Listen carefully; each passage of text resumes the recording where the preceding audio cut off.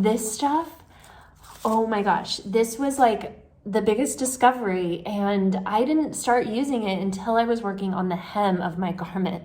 And I really wish I would have known this at the very beginning of my project, because I would have used it everywhere. Hey everyone, welcome back to my channel, or welcome if you're new here. I'm Christine, founder of Sewing and the City. And I was gifted this leatherette fabric from Minerva as part of my brand ambassadorship. And I decided to sew up this top. This is actually my Manhattan top pattern, which is my newest top pattern. It's actually free when you subscribe to my weekly newsletter. But this video is going to be all about working with leatherette, because it was a challenge for sure, and I learned a ton from making this top. So I'm going to share all my research and everything I discovered in today's video. This pleather, let me actually grab my sample here. So you can see this is the back. It's really soft to the touch. And then, you know, obviously the front is you can see it kind of has a little bit of like a leather grain texture to it. This is the salvaged edge, so you can kind of see how it comes. And then of course that backing. The first thing that I tested was pressing, because when I got the fabric, it had a lot of folds in it from shipping and from storage and whatnot. So I was really worried that those were not going to come out and that they were going to be visible on my garment. So I started pressing first. The first thing I did was definitely, I used a press cloth. So this is my press cloth. It's just a piece of cotton that is somewhat sheer, and I like it because you can see through it pretty well. So I just used my press cloth always.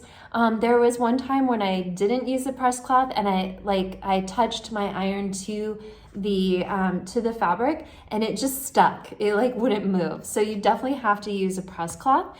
I was super shy with my pressing in the beginning because I thought it was gonna melt, to be honest. Like I was really, really skeptical. But I found that with the press cloth, I ended up using like the highest heat on my iron, and I was super aggressive with ironing. Like I just really like gave it as much heat.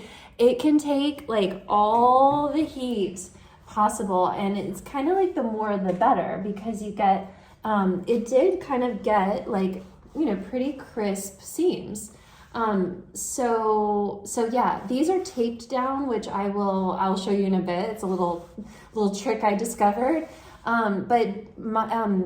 I will drop this exact fabric, the link below, so I can speak to this leatherette in specifically, that you can use your highest heat and go for it. Like it can really take the heat. The second thing I tested was sewing it. So I had seen from my research that you need a special foot. So the recommendations were a Teflon foot or a walking foot. I don't have a Teflon foot, and I was a little bit skeptical, lots of skeptical about this project.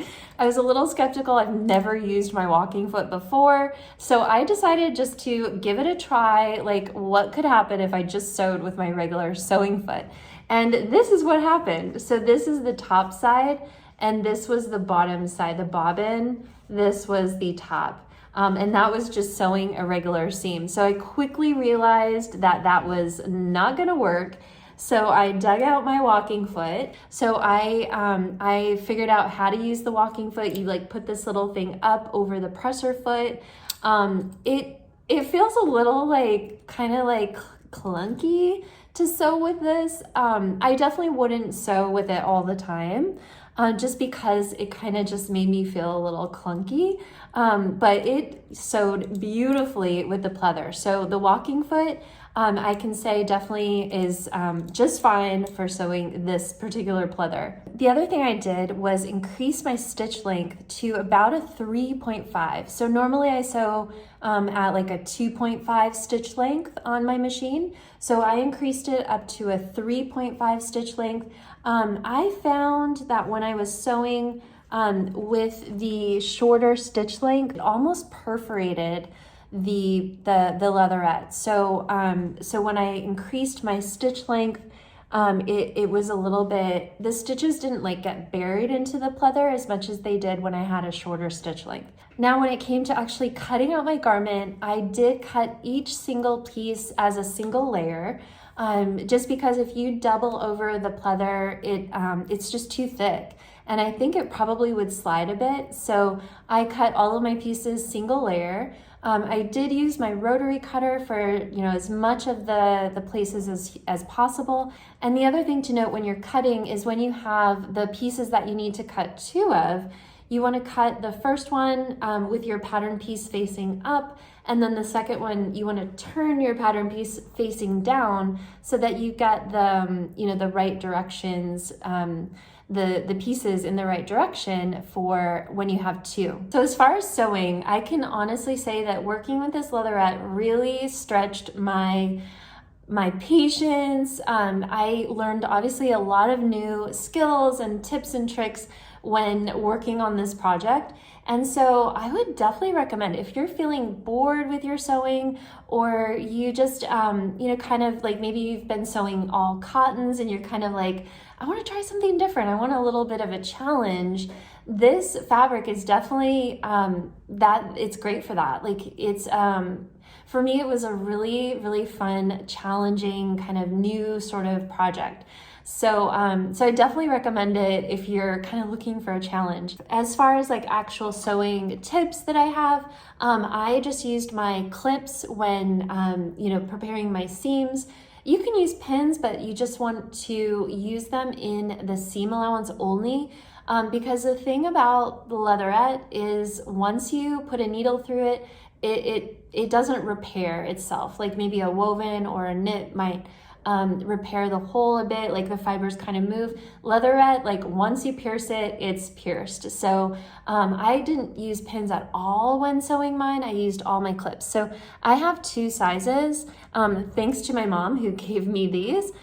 So this one's a little bit of a larger, I guess you'd call it the mouth part. I used these little guys the most in this project because they really let you kind of get in all of the places. So clips for sure.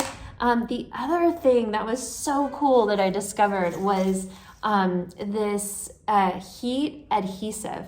So I bought a couple different styles, but this one, it has the paper backing. So what you do, you just, you know, you cut your piece and then you put the side with the adhesive down and you iron over the paper. And then once you do that, then you can just peel the paper away.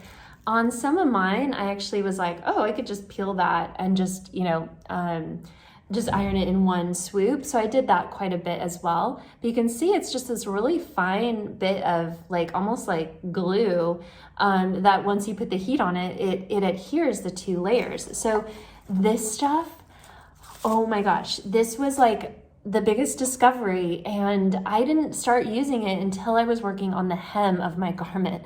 And I really wish I would have known this at the very beginning of my project because I would have used it everywhere.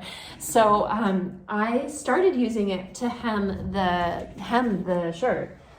So let's look at the hem first. So basically I just, you know, trimmed my hem and it's all held up by the adhesive. But what I realized is that, I mean, this gave me just like the cleanest, like firmest press, because even though you can use so much heat and you can really aggressively press it, the seams still, you know, it's not like cotton. It's still like, it doesn't like really press super crisp. But when you use that adhesive, it gets really, really crisp. So you can see I used the adhesive to put the seam, to stick the seam down.